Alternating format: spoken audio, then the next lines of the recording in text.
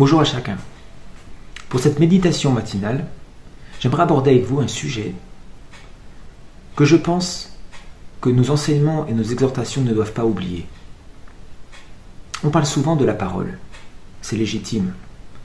Le thème de la parole remplit la Bible. Tout d'abord, la Bible est celle de Dieu. Cette parole qui nous a été donnée. Et puis, la Bible parle avec profusion de nos propres paroles. Et tous les effets qu'elle peut engendrer. Des paroles positives, des paroles négatives, des paroles qui détruisent.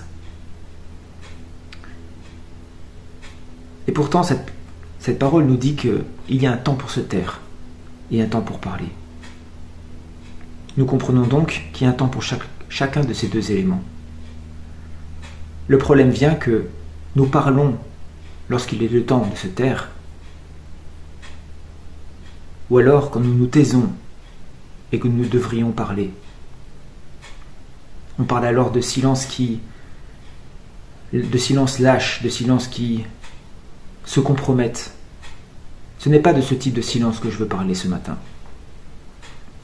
Je vais exclusivement centrer cette petite méditation sur le silence qui nous conduit à l'écoute de Dieu. Vous connaissez tous cet épisode de la vie de Samuel. Samuel est un jeune prophète, sacrificateur, à l'école.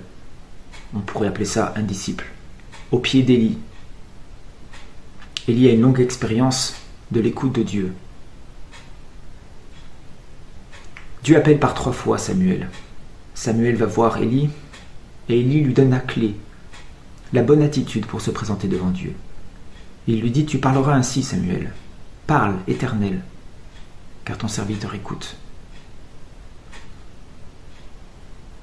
La première disposition devant Dieu, c'est que lui a le premier mot. Et nous parlerons ensuite quand il aura fini.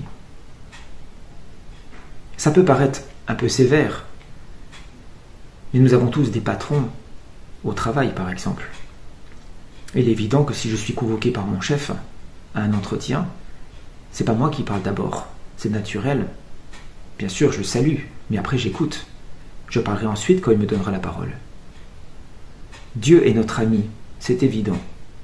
Cette dimension de l'intimité, de l'amitié avec Dieu, la Bible en parle.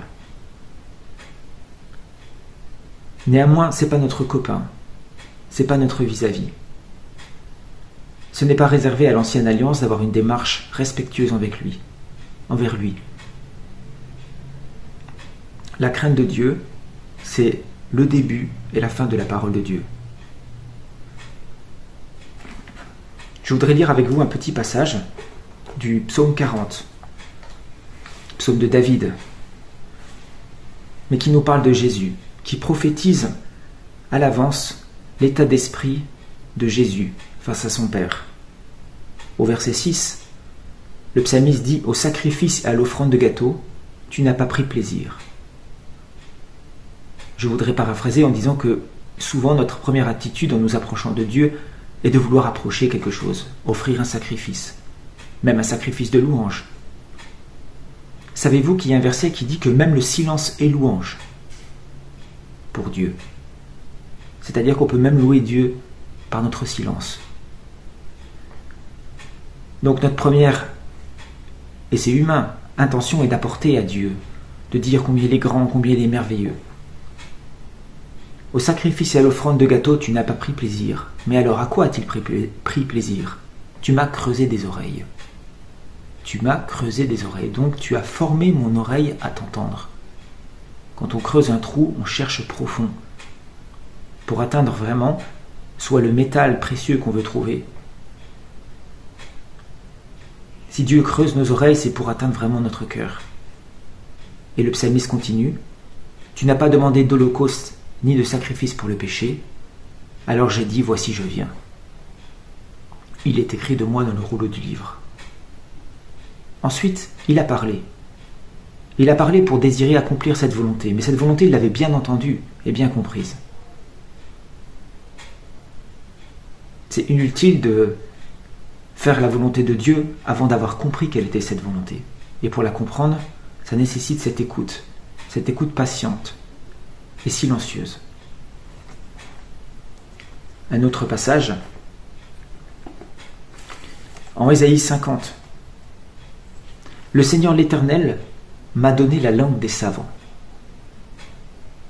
Je pense que chacun de nous, nous aimerions avoir une parole qui fait vraiment effet, et un effet positif chez ceux qui nous entourent. Une parole efficace. C'est valable pour ceux qui font du conseil spirituel, de l'entraide, c'est valable pour ceux qui ont un ministère prophétique. Une parole qui porte, d'accord, la langue des savants. Le Seigneur l'Éternel m'a donné la langue de savant pour que je sache soutenir par une parole celui qui est las. Une parole, pas des grands discours, pas un livre entier. La particularité de Jésus, c'est que des fois, par une parole, il apportait la solution à un problème.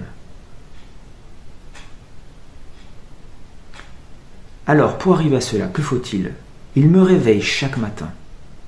Il réveille mon oreille pour que j'écoute, comme ceux qu'on enseigne. Le Seigneur l'Éternel m'a ouvert l'oreille, et moi, je n'ai point été rebelle.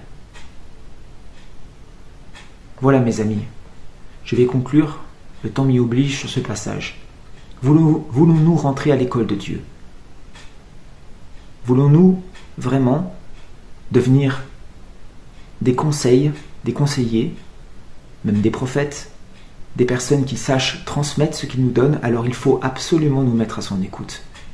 La première chose, notre première disposition doit être le silence devant lui. Je vous salue bien et je vous souhaite une bonne journée. Au revoir.